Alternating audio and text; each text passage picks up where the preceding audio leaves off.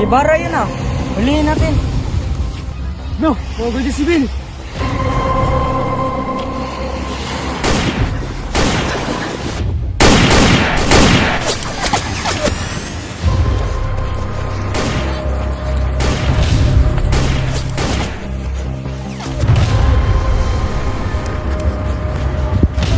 Akala nyo makakatakas kayo ha? Bara, halika na.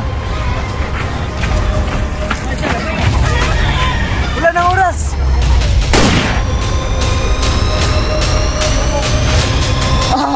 Wala na si Bara. Halika na.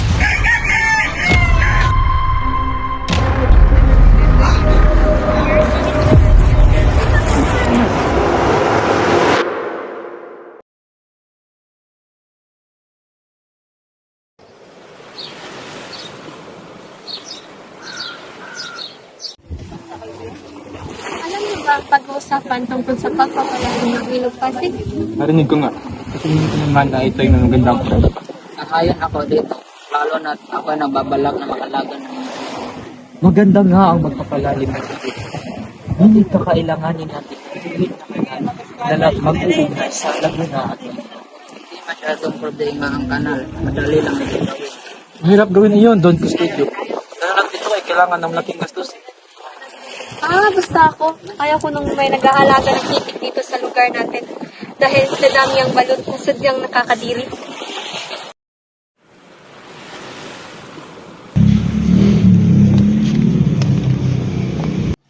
Opo, siya ako, Kapitan. Oh, Simon. Simon, ito si Sagani. Sagani, ito naman si Simon.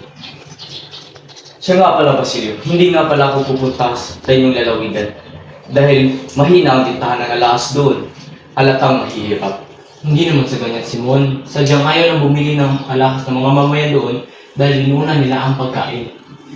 Hindi ako lumasido. Ngunit tayo mag-inom. Tara, salamat, Simon. Ngunit tayo kuminom. Naku, totoo pala ang sabi ni Padre Camora. Kaya mahirap at tamad ang inyong mga tao dahil puro lang kayo tubig ang iniinom at hindi alak.